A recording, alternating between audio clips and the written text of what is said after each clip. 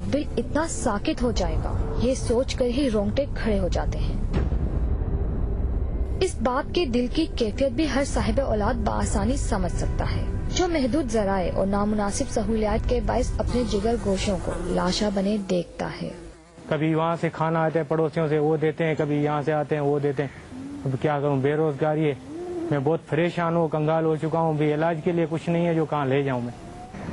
سورج کی روشن کرنوں، ساحل پر تند و تیز موجیں اور پرفضا ماحول جہاں اس علاقے کا حسن ہے، وہیں غربت و بے روزگاری اور صحت و صفائی کے ناقص انتظامات کی کوکھ سے جنم لینے والی بیماری نے اس قدرتی حسن کی رونق کو تاریکی میں بدل دیا ہے۔ کیمرہ مین سہیل فرید کے ساتھ انیبا وقار، جیو نیوز، کراچی۔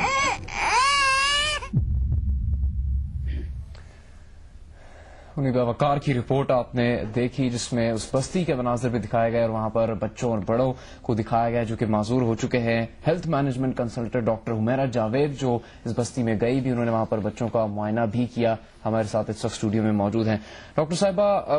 دکھ اور افسوس کے ساتھ ساتھ اتنی بڑی تشویش کی، پاکستان کا سب سے بڑا شہر اور جدید ترقی یافتہ شہر کی جانب بڑھا اور وہاں پر یہ بستی پائی جاتی ہے جہاں پر اتنی پراسرار بیماری ہے۔ یہ بیماری ہے کیا کوئی ایک بیماری ہے یا مختلف بیماری ہیں جس کا شکار ہے یہاں پر لوگ؟ جی بالکل، دیکھیں جیسے آپ نے ابھی سروے میں دیکھا ہے، یہاں پہ آپ کو کامن چیز کیا نظر آئے گی کہ یہ ایک بیماری نہیں ہے، یہ ایک کیٹیگری آف بیماریاں ہیں، ٹھیک ہے۔ اب جیسے ایک مہینے سے ہم لوگ یہ دیکھ رہے ہیں، ہم لوگ یہ سن رہے ہیں کہ ایک مسٹیریس بیماری ہے جو ریری گوٹ اور ابراہیم حیدری میں بچوں کو ہو رہی ہے کہ بخار چڑھتا ہے اور ان کے ہاتھ پیر ٹیڑھے ہو جاتے ہیں۔ تو جب انویسٹیگیٹ ہم نے کیا تو ہمیں پتہ چلا کہ یہ ایک مختلف کلینکل پکچر نظر آتی ہے۔ اچھا، اب ایز اے ڈاکٹر کیا ہوتا ہے کہ ہم اپنی میڈیکل زبان میں پروویژنل ڈائگنوسس کہتے ہیں، جس کا مطلب یہ ہے کہ ہم تشخیص کرتے ہیں، مگر ابھی ہم نے ابھی بہت ڈیٹیل میں ہم نے رپورٹس وغیرہ نہیں کی ہیں، کلینکل پکچر کی حساب سے ہم اس کی پروویژنل ڈائگنوسس کرتے ہیں۔ جیسے ابھی آپ نے دیکھا ہوگا جو لطیف کا گھر تھا منظور، اس میں یہ دیکھا کہ ہاتھ پیر ان کے ٹیڑھے ہو گئے، اس کو تیز بخار ہوا، مچھلیاں پکڑنے گیا تھا اور اس کو تیز بخار ہوا اور اس کے نیچے کے جو اس کے پیر جو ہیں وہ ٹیڑھے ہو گئے، جس کا مطلب یہ ہے کہ مسل ویسٹنگ ہو رہی ہے، ٹھیک ہے، اور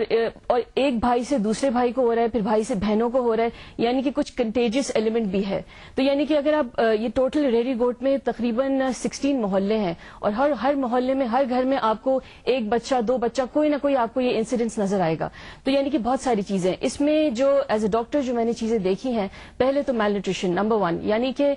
بچوں کو پراپر وائٹامن نہیں مل رہی، بچوں کو پراپر کیلوریز نہیں مل رہی ہیں، جس میں سب سے زیادہ وائٹامن ڈی کی ڈیفیشنسی ہے۔ ابھی آپ نے بچوں کو دیکھا ہوگا جو پیر ان کی گولائی میں جو مڑے ہوئے ہیں، جس کو ہم اپنی میڈیکل زبان میں رکٹس کہتے ہیں، تو یہ ایک کامن چیز، ایک کامن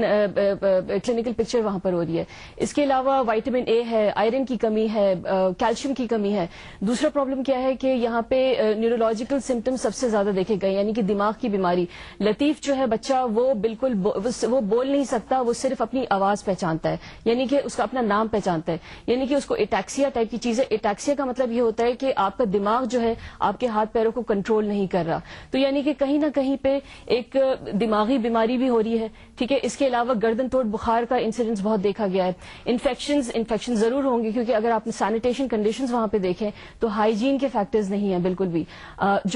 جس پانی جو پوری فیملی جو یوز کرتی ہے وہ ایک کامن ڈرم ہے، اور وہ کامن ڈرم اگر آپ دیکھیں ہم نے انویسٹیگیٹ کیا تو اس میں بے انتہا پولوٹنٹس اور کیمیکلز بھرے ہوئے ہیں، تو وہی پانی پیا جا رہا ہے، کھانا بھی کوئی ہائیجین پراپر میجرز نہیں ہے کھانے کے، تو ظاہری بات ہے یہ مختلف چیزیں آپ کو نظر آئیں گی۔ اچھا، آپ نے میل نیوٹریشن کا ذکر کیا، آپ نے کہا کہ پانی جو ہے وہ بھی وہاں پر بہت آلودہ وہ لوگ پی رہے ہیں۔ اچھا، ایک چیز اور بھی ہے وہاں پر، اوور آل آپ نے آلودگی کی کیا صورتحال دیکھی؟ اس کے ساتھ ساتھ وہ ساحلی علاقہ بھی ہے، تو کیا ساحلی علاقے کی وجہ سے تو یہ اثرات نہیں پڑے اس کے ساتھ، یعنی یہ بھی ایک فیکٹر تو نہیں ہے کیا؟ اچھا، اس میں ایک چیز بولنا چاہوں گی، یہ دونوں جو کوسٹل ایریاز ہیں، یہ ایک پٹی ہے پورے کراچی کے ایریا میں جو مچھیروں کی کالونی ہے، یہ تقریباً 15 to 25 کلومیٹرز شہر سے دور ہے۔ اب یہ جو 15 یا 25 کلومیٹرز کا جو یہ حصہ آ رہا ہے، جو ایریا آ رہا ہے، یہاں پہ بہت ساری فیکٹریز ہیں، ٹھیک ہے۔ کورنگی ایریا سے آپ سیدھے جائیں گے، بے انتہا فیکٹریز ہیں جس میں کیمیکل فیکٹریز ہیں، پینٹ کی فیکٹری ہے، سوڈا فیکٹری ہے، اور جتنے بھی پولوٹنٹس یہاں پہ نکلتے ہیں وہ جاتے ہیں پانی میں، اور یہی وہ پانی جو وہ پی رہے ہیں، یہی وہ ان کا خوراک بھی ہے، کیونکہ بچے مچھلیاں بھی کھاتے ہیں۔